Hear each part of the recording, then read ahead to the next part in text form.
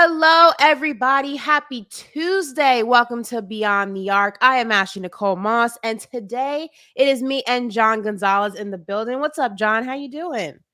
Doing excellent. How did the Caitlin Clark Angel Reese extravaganza go last night? It It was was it was all over phenomenal. social and in our text chain. You kept us Yes. updated. You guys were keeping me updated on the NBA. I was keeping you updated on the women's tournament. It was absolutely fantastic. Shout out to Iowa. Shout out to UConn. They're advancing. Took down the reigning champs. I mean, Yeah. that's always impressive, but it also just reminds you, regardless of what sport you're referring to, it is very hard to two-peat. And when you do, it's kind of a big deal. So we won't have a two-peat this year, but still a lot of great basketball going on. And there's a lot of great basketball happening in the NBA. We've reached the final stretch of the regular season, under 10 games left for Mhm. all teams across the league. But if you're the Clippers, you're kind of wishing you could have some of those weeks back, because breaking news, Ty Lue just said about 25 minutes ago that Kawhi Leonard's right knee soreness is something that popped up after last night's game. He went back to Los Angeles for better treatment. Ty Lue does hope that Leonard can play Thursday against the Denver Nuggets. I mean, John, we'll talk more in depth on what this means for the Western Conference, whether good or bad, depending on which team you're talking about. But for the Clippers, this is a big deal. This is kind of a bad thing. This is the exact thing that you don't want to happen if you're the Clippers that everybody's been talking about all season long. That Right. in previous seasons, you haven't had Kawhi down the stretch, or you haven't had PG down the stretch, or both. Last year, PG got hurt late, and then this year you're going, all right. There's been some like little nicks and dings. They've missed a couple games here and there, but for the most part, they've been available. And then the playoffs are approaching, and you're like, oh, things are okay. And then just before the playoffs start, this happens again. When he has to leave to go back to Los Angeles to get treatment, that is not a good sign. Yeah, I mean, obviously, talking about the West, it still is very much wide open, especially when we're talking about, once again, probably 6 through 8 for now. I think 9 and 10 are Mhm. kind of solidified with the Warriors and the Lakers, but 6 through 8 just constantly just keeps changing and flip flopping even late in this game. And as we've spoken about, the Clippers kind of been trying to figure out their footing. Like, it's been said time and time again, they don't have an identity, and that's not my words. That's the team's words. So it is interesting, but we did say that we were going to go ahead and talk about how this may have implications for other teams in the Western Conference. And two of those teams, Suns and Pelicans, last night, Mhm. Devin Booker absolutely torched New Orleans in the He first half, did. 37 points, his third straight 50-point game versus the Pelicans. He had 52, 52, 58.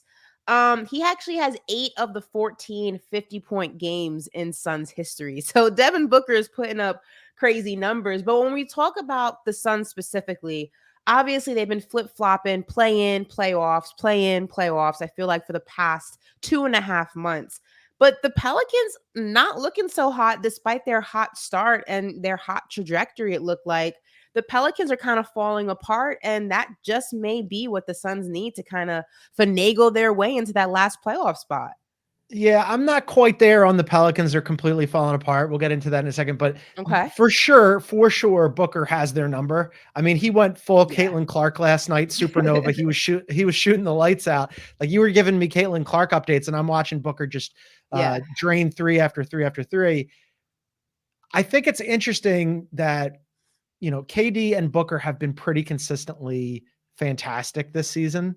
Right. But I do wonder if that's enough for them, because they have some issues, right? I mean, like, it was supposed to be a big three. It has not been. And Devin and Bradley Beal gets, a little bit of a pass because new team, right? He leaves Washington after being an all-star for a long time, comes to a new team where he's the third option. He was going to be the third option if even if he wasn't hurt, but he hasn't been healthy all season. He hasn't really looked uh, anything like the Bradley Beal that we've come to know. And last night, yeah, Booker was cooking, but Brad Beal was invisible. I mean, he was like basically not a part of the offense last night. So I just wonder if they have enough to do anything in the Western Conference when they haven't been consistent all season long, Ash. I mean, like, I look at it this way.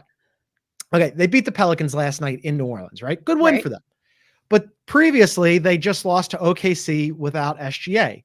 Before that, they beat the Nuggets, but the Nuggets didn't have Jamal Murray. Okay, they still beat the Nuggets though. The game before that, they lost to San Antonio without Wemby.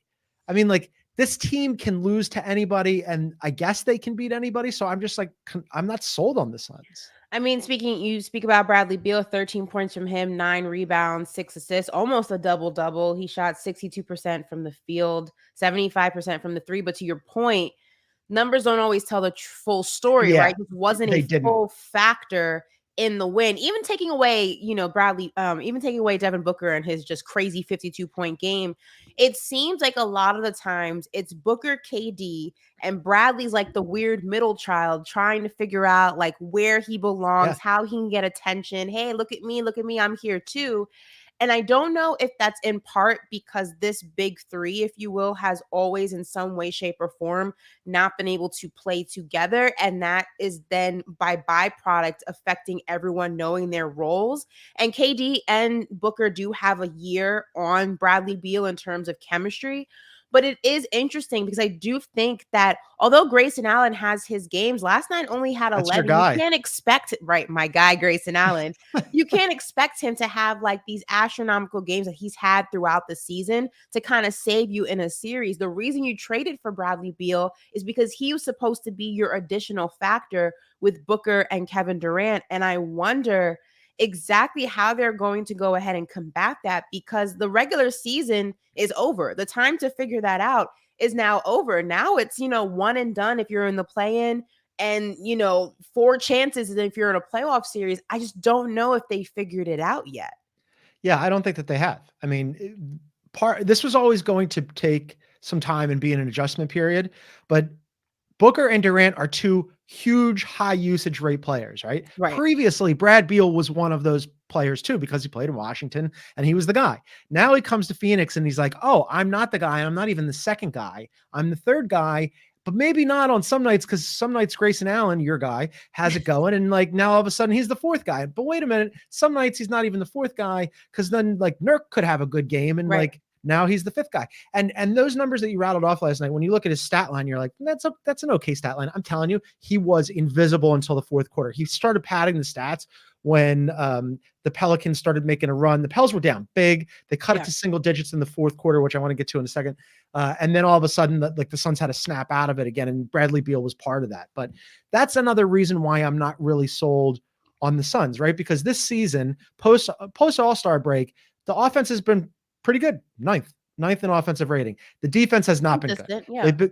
The defense has been 20th in defensive rating post All-Star break. And here's the other problem, and I mentioned it, a million times, but it came up again last night. They were up again big. They go into the fourth quarter, and we're all on our text chain going, "Uh-oh, what if the Pels make a little run?" And they did. And this has been a consistent problem for the Suns all season. Ash, they are dead last in net rating in the fourth quarter, not by a little bit, by an astronomical amount, more than double now the next worst team in the NBA in the fourth quarter. So that's a significant problem for me. And here's another reason why I like the Pels moving better moving forward. 7 games left for the Suns, Right. by far the hardest strength of schedule in the NBA Very remaining. true. They're a game behind the Pelicans. Pelicans could potentially get Brandon Ingram back next week, and they've got not that difficult a schedule remaining. So for me, I think the Pelicans are deeper. I think they've been more consistent all season. They're about to get one of their main guys back. I'll take the Pelicans all day long going forward. I mean, speaking about the Pelicans right now, they're currently sixth in the Western Conference. They were fifth, but now sitting at fifth place are the Mhm. Dallas Mavericks, who we spoke about yesterday, who have just been absolutely surging, 7 wins in a row so far. They have seemed to, combat everyone's narrative that Luka and Kyrie cannot figure out how to play together. And this team was just kind of constructed as a way to keep Luka happy and his championship dreams alive. Now, whether or not you're buying full stock into the Dallas Mavericks, I'm somebody looking at the way that the West is kind of falling and formulating, if you will. OKC, obviously, they're sitting at the top right now. Denver, I think most of us have Denver, making to the Western Conference Finals. But I think that their opponent I know Bill was not a full-blown believer. He wasn't willing to jump on the train with me yesterday, but now that we Yep. know about the worries of Kawhi Leonard and his knee with the Clippers, Yep. the Pelicans, although they are getting BI back, they come a little shaky. You mentioned all the issues with the Phoenix Suns right now. Minnesota without Karl Anthony Towns, also they do, have some weird decision making late in the game. OKC, phenomenal, very young, but is a strong. Dallas could very much be the opponent that the Nuggets face in the Western Conference Finals. I know Bill was not buying it, but looking at the way this conference is constructed so far, and it's starting to look, I mean, are you leaning more my side or Bill's side now? I've been singing the praises of the Mavs over this 12-game stretch. I mean, they've won 11 straight. Producer Aaron brings up a really interesting point. Somehow the Mavs are underdogs tonight at Golden State, which Well, a Chase little Center is a very unexpected. hard place to play. I can understand that. But the Mavs are jamming right now. I mean, Yeah. like over this 12-game stretch, Golden fourth State and won 4 in a row so far though, at home.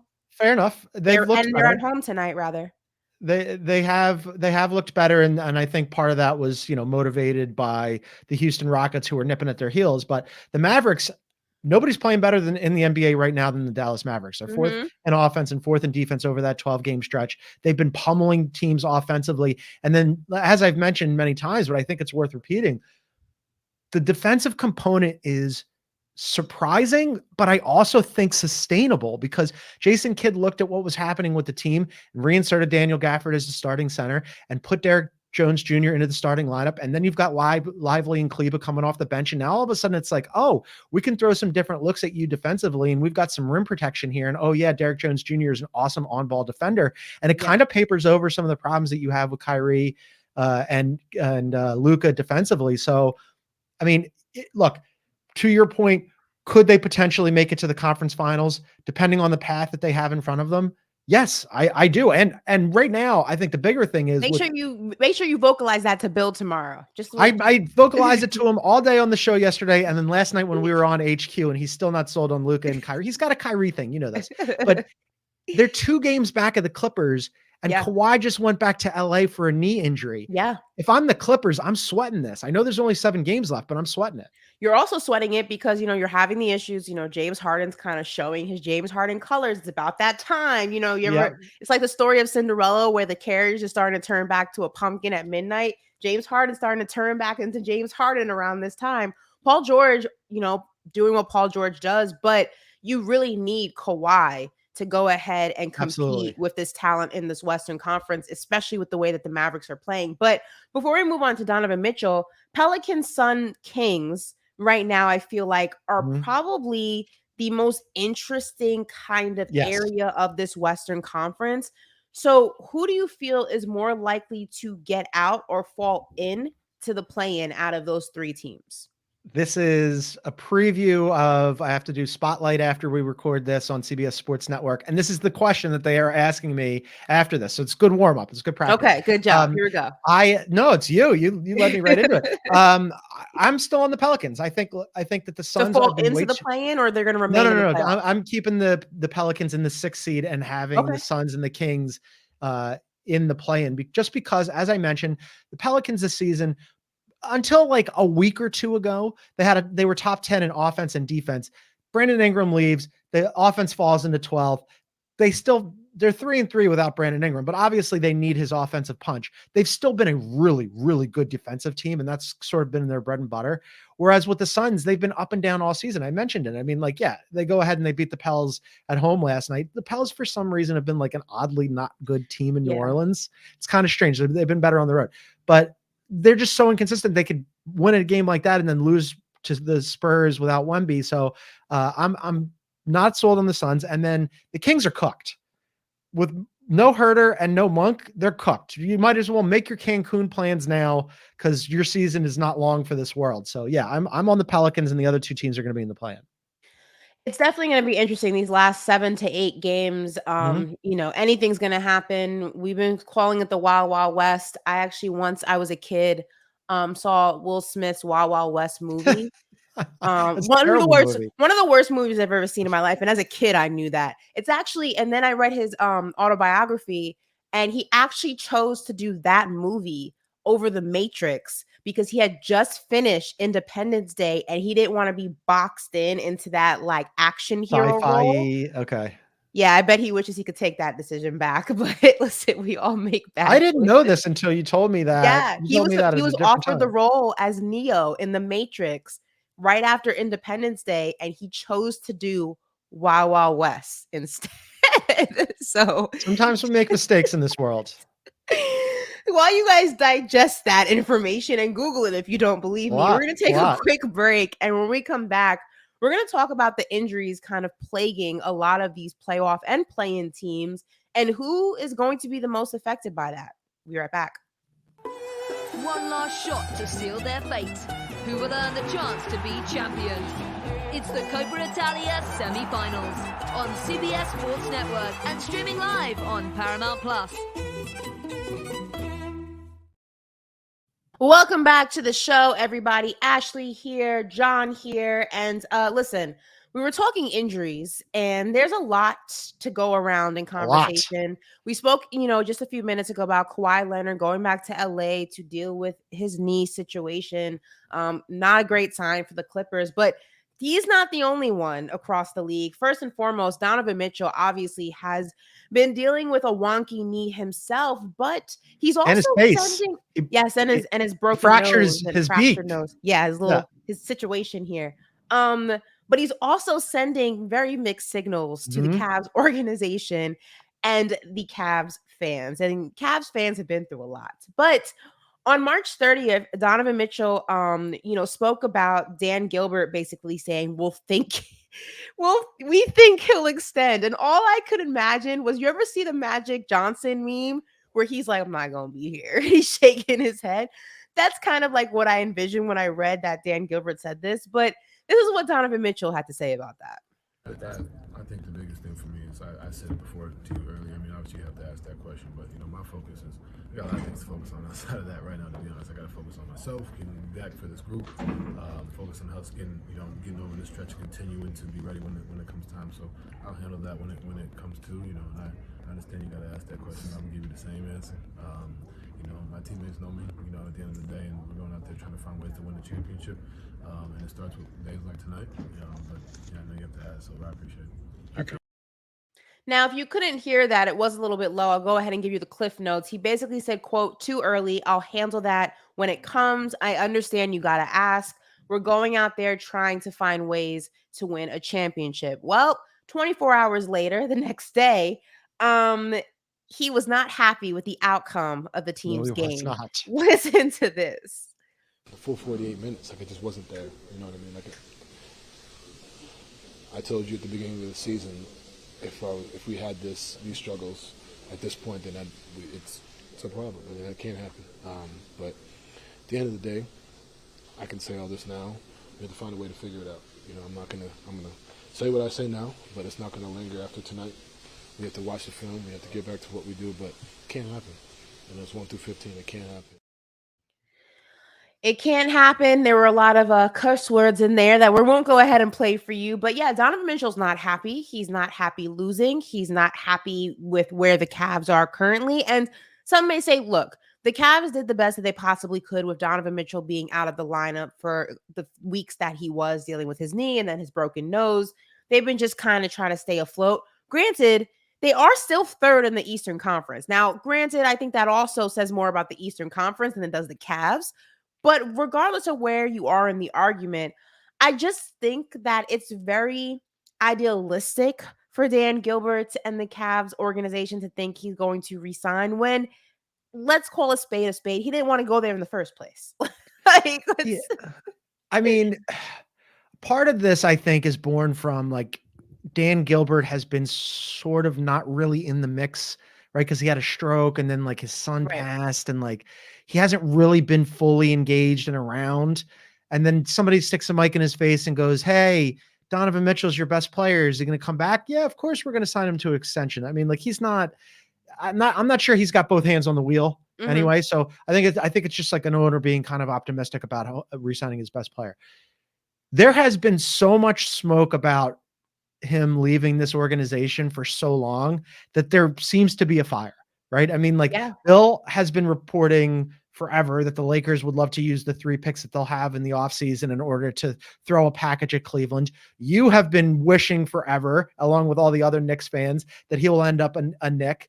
I'm sure that there'll be other conversations about, the Heat getting in and wanting, because, they missed out on Dame, any number of other landing spots for him. It's a bummer if you're a Cavs fan, because when he plays, that lineup of those 4 guys with Darius Garland and Strus and Mobley and Allen, they had been 15-7 until the other night, so now they're 15-8. But Mm-hmm. they've been a good team together. It seems to me that I'd be shocked if he sticks around. I mean, it's also Donovan Mitchell, I feel like, is probably the biggest star to arrive in Cleveland since LeBron's era, when LeBron was there. And if you remember, I believe Dan Gilbert kind of tried to push this narrative like, yeah, he's going to resign right before LeBron announced he was taking his talents to South Beach. So it could also be a little bit of him trying to save face. But again, I think we all know, and maybe the Cavs are trying to trick themselves into believing that this is not really what it is, but Donovan didn't want to go there. I think, that was a situation where the Jazz drastically fumbled, what they thought they were going to get for Donovan Mitchell. And the Knicks were like, yeah, we're not giving you all of that. And then they had to go ahead and take who was available to go ahead and give them some of what they wanted. It wasn't what the star player wanted. It probably wasn't what the Jazz wanted in terms of the return that they got. They wanted a lot more. It was a fumbled situation. And now here we are.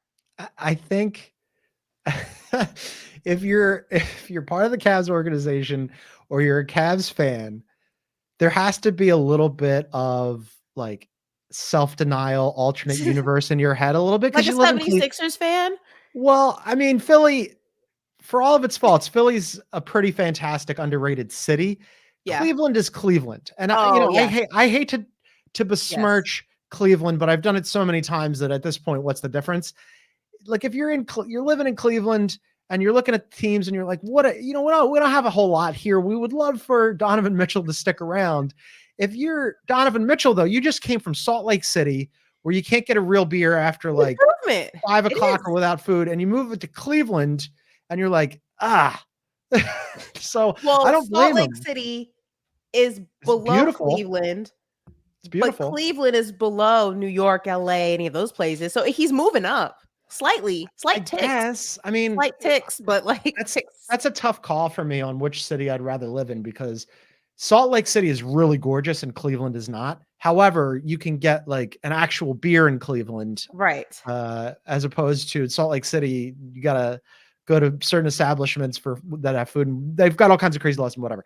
Neither are destinations. I have heard that saying. Cleveland, though, like during baseball season, when it's like spring, summer, by that lake that's there, like people bar hop, and I've heard it's not as bad as like I still wouldn't live there, but it's not like winter Cleveland. There's some like life there, That's about as good as it gets. Is spring, early summer Cleveland is about as good as it gets. I have spent so many years in the playoffs there that I have a little PTSD left over, where there is that little stretch. I think it's like called 5th Street or 6th Street. Yeah, it's a little stretch. There's some, but it's, you could do it in a weekend, and then it's like, okay, what's else? The weekend, you could do it in like an hour.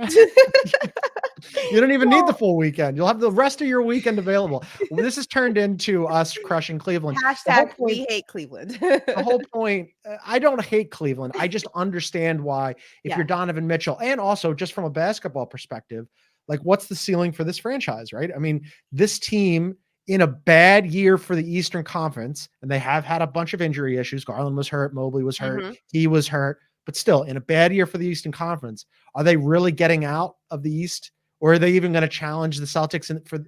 I would be surprised if they were the team that made it to the Eastern Conference Finals. I would. Well, let's stay in the Eastern Conference and let's talk about a team that Donovan Mitchell was supposed to go to, but it didn't happen. The Knicks, they're also dealing with my New York Knicks. They're also dealing with their share of injuries. Now, OG Anunoby is supposed to be coming back relatively quickly, but Julius Randle still is a huge question mark. And Josh Hart actually spoke to the media about this, saying he's not part of any medical conversations, but listen to this. I'm looking at it like this is the team that we're gonna have.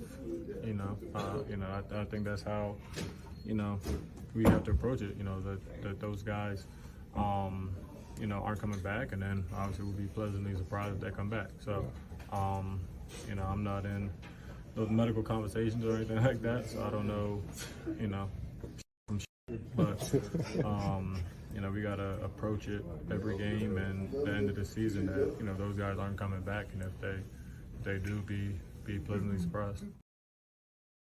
Yes, he's not part of any medical conversations, but Josh, you are on the team and you know exactly what's going on here. That's not great if you are a Knicks fan like myself. I think so much. Bill had asked me if I had to pick out of the two coming back, OG or Julius, who would I rather have for the playoffs? For me, the answer is OG, and I love Julius Randle, but if I had to pick, give me OG. Now, I do feel like the possibility of OG coming back is a lot higher than Julius Randle. But if Josh Hart is saying, look, we got to go ahead and approach like neither one of these guys are coming back and be pleasantly surprised if they do, I'm concerned by that, John. I'm a little concerned. You should be because we're at a point now. I mean, we've been doing this show for a little while, and we kept saying, hey, once the Knicks get healthy, right? That was the whole premise. Once the Knicks get healthy. Well, we're almost at the end of the regular season here, and the Knicks still aren't healthy. And I would be extremely worried about this. It's one thing. Josh Hart is I think like the comments were taken and really blown up by the New York media, and I understand why they were. That New York media. No, I understand why they were, but the underlying context here is problematic because let's just put Julius Randle aside for a second. They go and they get OG Anunoby, and they're 15-2 with him, and they look like gangbusters, and their defense is unbelievable. But they knew what they were trading for when they got OG. In the last 4 seasons, Ash, he has failed to play. In 3 of them, he has not eclipsed more than 48 games. So 3 of the last 4 seasons, he has played 48 games or fewer. In his entire career, he's only hit the 70-game mark once, and that was in his rookie year. He's consistently unavailable. He's had issues about being on the court his entire career. Now, the Knicks knew this when they traded for him, and everybody was like, hey, amazing, that's so great. And I was one of them, but they had to know that this was a possibility. Yeah, I mean, a leopard doesn't change its spots necessarily. When someone shows you who they believe them.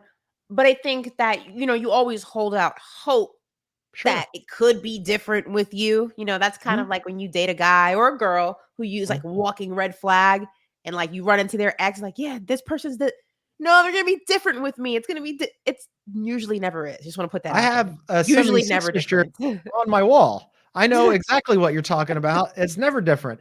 I just thought, and you thought to the hope component, right? Because the Knicks this season, finally, people were like, look at the Knicks. This is their year, right? Or could be their year where they're actually like developing a good core, and they're going to give other teams problems, and they're so deep, right? When they're healthy, they're so deep.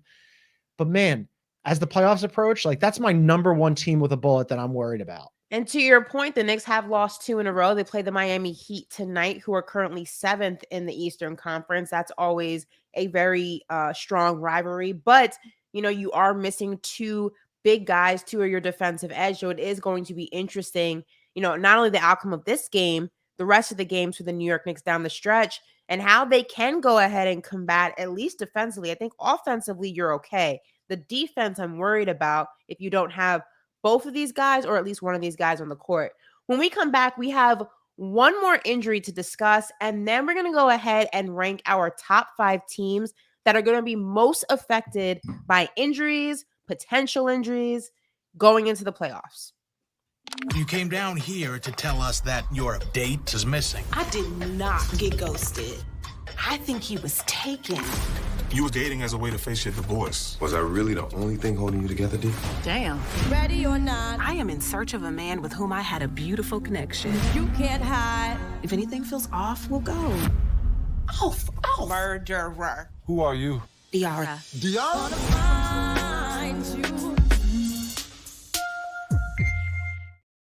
Welcome back, everyone. Beyond the Arc. Ashley here, John here. And John, earlier in our conversation about all things NBA, you said the Kings are cooked. Well, Cooked. you can go ahead and add this to the reasons why, because Malik Monk suffered a sprained right MCL and is expected to miss 4 to 6 weeks. That's obviously going to be the remainder of the season for the Kings unless a miracle happens. But yeah, it's interesting what's going on with the Kings, right? Because last year, I think, and I don't know if this is because the Western Conference just continues to get better every single season, or it's because maybe the Kings have not really done much and they didn't do much in the offseason to make themselves better. But this time last year, we were having a conversation about this could be a team that could really go ahead and make some noise in the playoffs next year based on how well they played, how well they looked. And right now, they're sitting 8th in the play-in right now.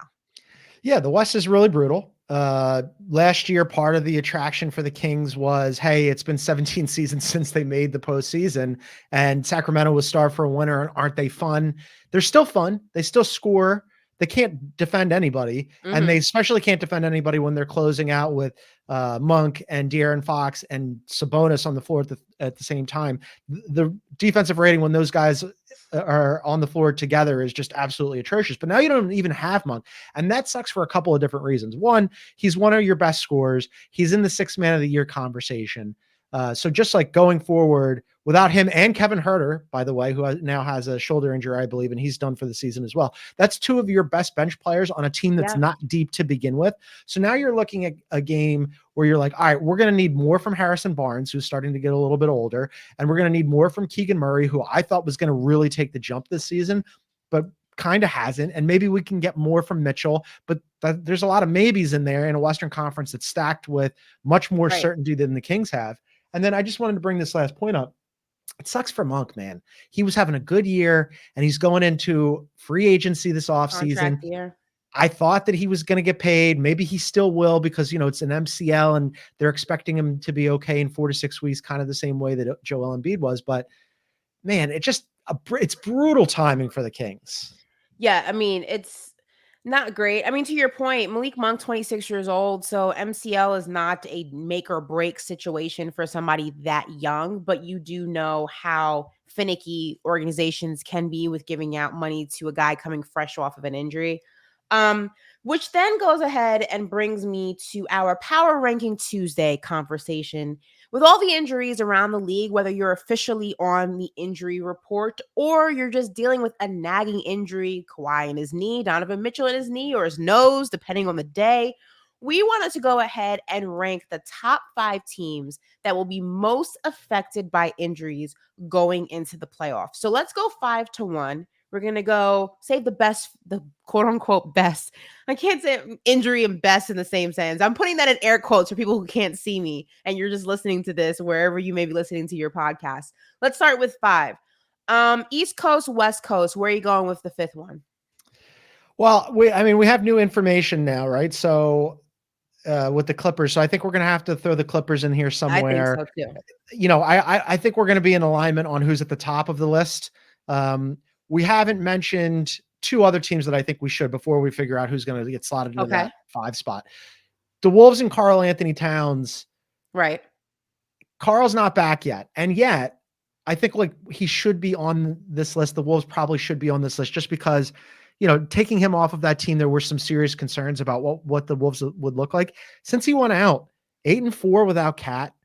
They're 17th in offense, right? So they're just like kind of like a middle of the pack offense and 5th in defense. So basically, I don't want to say they're like they're kind of the same team, but they're kind of the same team. Now, I'd like to see Karl Anthony Towns come back because that is some added extra punch. And also then that means that Naz Reid is coming off the bench rather than starting. But I think that like if 5 is our lowest level of concern for a major injury, I'd have maybe the Wolves there or potentially, you know, Middleton and the Bucks in that 5 spot. Just like I'm a little worried, but not super.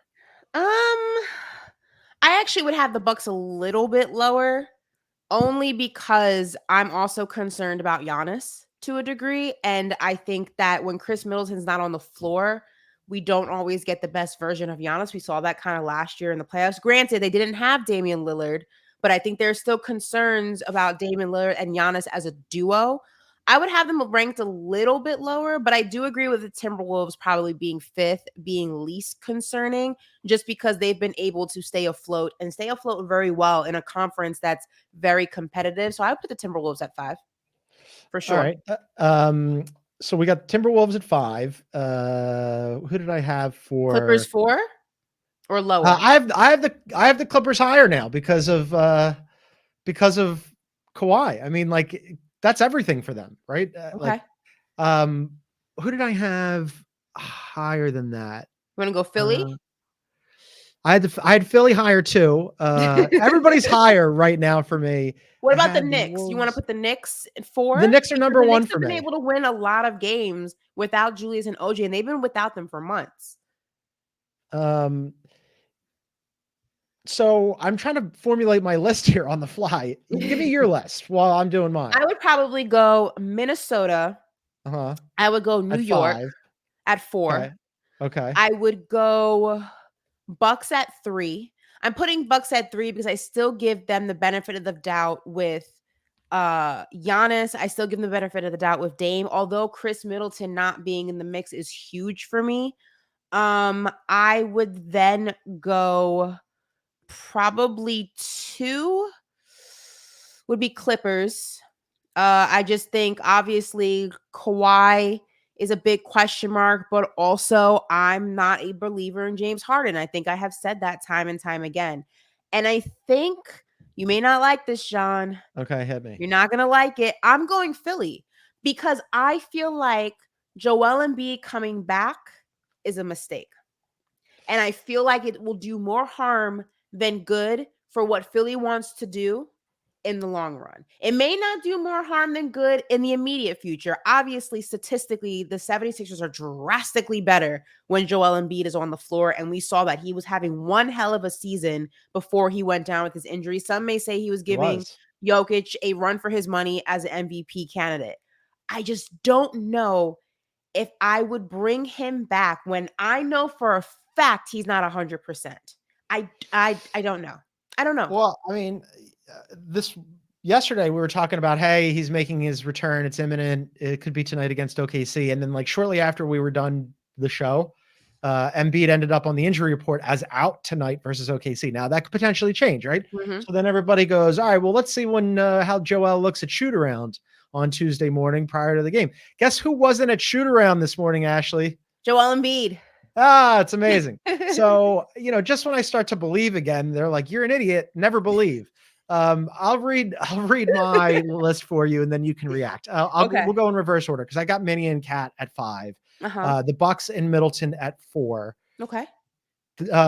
Because Chris Middleton, they're going to need him, no doubt about it, and they need like an actual approximation of Chris Middleton to be Chris Middleton. Otherwise, I think it's going to be tough sledding for the Bucks. But he has been back and in and out, but I still have like less concerns about that. The Clips and Kawhi Leonard. I know that Ty Lue said that they're hoping that he can be available later in the week. That's why they're not higher. But I have them at 3 because anytime you send Kawhi Leonard off of a road trip, I know they're only in Sacramento, but you send him back to LA to get knee treatment, that's a red flag for me. Mm-hmm. Like I would be nervous. What if he just has a doctor he likes out there? I mean, I don't want Kawhi Leonard and the sentence knee treatment or the words knee treatment in the same sentence. I just don't want that, especially as the playoffs approach. And then it's Embiid, and then the Knicks are number 1 for me for all the reasons we just outlined. I mean, Embiid is a total question mark. Yes. Like, I have no idea what to expect from him. It doesn't look like he's going to play tonight. I hope he plays before the regular season ends. But then you've been beating this drum the entire time, and I think you're right. What's he look like? Is he healthy? If he doesn't play at all this regular season, do you then even want to entertain? If the decision were up to you, if he doesn't play a single game this regular season, the remainder of the regular season, do you even want to entertain bringing him back for a potential play-in game, series, whatever the case? Or do you just say, just leave it alone? We don't even know what he looks like at this point. I mean, that would be such a Sixers thing for all of these reports to be like, who's almost back? Joel Embiid. And then they're going to be like, hold on, he might not be back until the play-in, which would be like, talk about a Willis Reed moment where, Right. he limps out there on one leg and you're like, I don't know, good luck. Would I want it to happen? I'm past now offering up what I want to happen with the Sixers because it never does. So it's kind of like I just have like taken my hands off the wheel and fate will decide. Like if this guy wants to come back and he thinks he can, then who's going to stop him? Right. I mean, he's missed so much time in his career. I don't blame him for wanting to play. Of course. But, should he? Some honorable mentions that we didn't have on our list. Sure. Let's talk about the Pelicans. You spoke about Brandon Ingram. He's on his way back. He'll be coming back off an injury. Any concerns about the Pelicans? It looks like BI is going to be back in time. I feel less concerned about that than I do about all the other ones that we just listed. I mean, I don't think they're not going to crack my top 5 because of Brandon Ingram. Okay. Let's also do Tyler Hero. The Miami Heat have been plagued with injury. It was Kevin Love, Tyler Hero were both out. They've been able to win games. They've been able to stay in the play-in. They kind of dabbled in the playoffs at one moment in time. They're back in the play-in. They've won 2 in a row. But like I said, they face the New York Knicks tonight.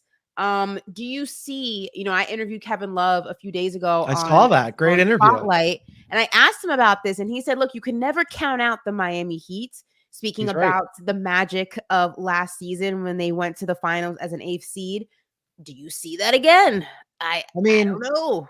With the Heat, there's always that thing where, I hate to do Heat culture and next man up and all that nonsense, but like Tyler Hero hasn't really been healthy over the last 2 seasons. And they keep leaning on Duncan Robinson, who they gave that contract to. And I'm like, man, Duncan Robinson's still a thing. He is kind of still a thing. So I'm less concerned about the Heat. Can I just throw one at you that I think is interesting? It's almost kind of the reverse of what we've been talking about injuries that are like negatively affecting teams going into the playoffs.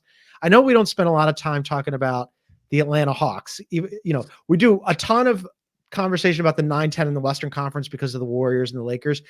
The Hawks are in the 10 right now. They're half a game back of the Bulls. And Trae Young has not played in a while. They are so much better without Trae Young. Like, I don't think we're talking enough about this. They beat the Celtics twice in 3 games in the span of 3 days last week. They're 11-8 without Trae Young. And Ash, over that span, 8th in offense, 17th in defense. Now you go 17th in defense. What's the big deal about that? They were last in defense. All of a sudden you take Trae Young off of that team. I forget about like injuries that could hurt you. This is an injury that helps you. They should hope that he doesn't return. Yeah, it's definitely interesting considering how the Hawks are trying to figure out their new era and who's going to stay and who's going to go.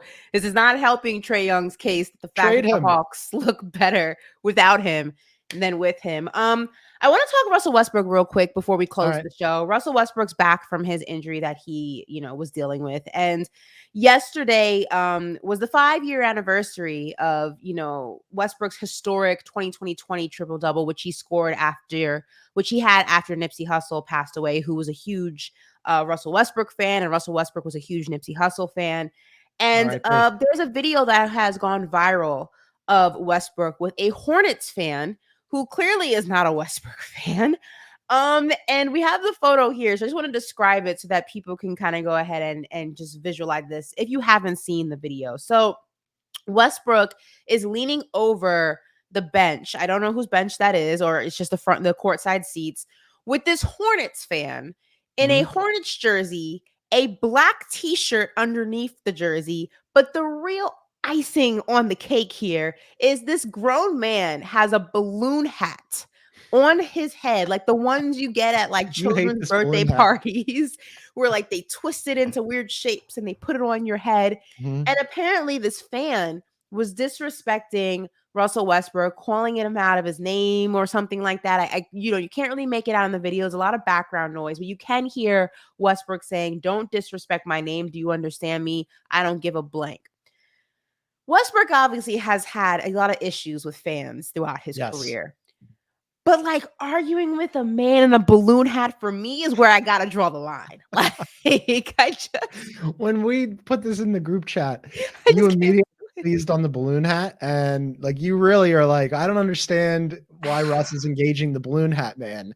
I just can't. How do you take a grown man seriously who not only is a Hornets fan, so he has terrible judgment. He's a Hornets I fan. mean, I And he assume he lives in Charlotte. You don't have, you I don't don't have a live lot in of choice. Dallas, and I mean, that's not probably not a good Well, fair, example. fair enough. You're a Cowboys fan. I Yeah, that's know. a good point. Um, But he's a Hornets fan at a Hornets game, like still supporting them at this point of the season, spent his money to go to this game with a balloon. I can't, John. I can't. Yeah, I mean, I really love basketball. You might have picked up on that. I watched some incredibly bad Sixers teams for a very long time now. I was getting paid to do that, but still, I probably would have watched them anyway. So I understand the impetus to like just go to a game and watch basketball. But yes, you are correct. Don't engage the man in the balloon hat. I have a pretty standing practice of, if you're on social media Yeah. or comment, back when I was a columnist for the Philadelphia Inquirer, and there was comment sections below your comment, like it was just like the grossest humans on the planet, keyboard warriors hiding behind, their avatars. I don't go to the zoo and feed the animals. You know what I mean? Like I stay away from them. They can say within reason what they want, and I'm just gonna like tune you out because you're not Yeah. on my radar. I don't need you to be Right. on my radar. I have a life to live. I got. Is it harder? Do you feel like though it's harder when it's like a comment and you can't see the person behind it versus like when you're in person and someone's like heckling you in your personal space? And then it's like, how do you ignore them to the point where it's like, I'm just going to be the bigger person? Like it gets to a point, like now it's in my space. Like, where's the line of where you're able to defend yourself? And like, where's the line of just like rising above ignoring? Because I will tell you, like, in my personal space, the leash is very short. Like, I'm gonna need you to back up. Like, Yeah.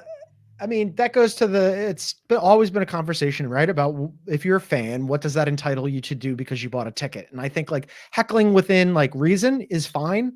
There are certain times, and it's happened with Russell Westbrook. There was numerous incidents. There was one in Salt Lake City where a fan got ejected for some racist comments. good old Utah. There was one in Philadelphia where a guy gave him the double bird, and it became like a famous meme, and he got booted. That happened to Kyrie too, remember? And he gave it back to him. Yeah, and I think like, if you're just MFing me and telling me that, I'm no good and I don't have any talent, okay. But if you cross a line into like racism or my family or misogyny or something, like then all of a sudden like something homophobic, there's a line of decorum when you're at a game. And as long as you stay on your side of it, then shout whatever you want. But once you cross it, and I know people have with Russ, then maybe the balloon hat guy did. I don't know if he did, but I get it. They're also, I mean, for people who haven't been to a professional basketball game in their life yet, they're also, when you buy a ticket, there's a code of conduct that probably most people don't read, like when you get the ticket, but also depending on what seats you're in, if you're in seats close enough to the bench, there's actually code of conduct stuck to the seats. When I was at the Mavs game and we were on the court, and even the seats behind us, like you have a sticker that says this is the NBA code of conduct. And at the bottom, it says if you don't adhere to X, Y, and Z, they have the right to like kick you out. So as a fan, like heckling is like, you can't shoot, you suck. That's fair. But like there's whatever happened to good old fashioned just heckling, that like brick, like whatever happened to that? Some people can't behave themselves, and those people deserve to go. But Godspeed to Russ and Katie and all those guys who have to deal with it all the time. Because this is true. And speaking of having to go rather, our time here has come to an end for this edition of the Beyond the Arc podcast. Make sure you guys are liking, commenting, subscribing, sharing with your friends, any hoop heads you have in your life. And make sure you're tuning in tomorrow because it's Guys Day and John and Bill are going to be holding down the fort. And make sure you check out John on Spotlight in a few minutes. Yeah, do that. Until then, we'll be back.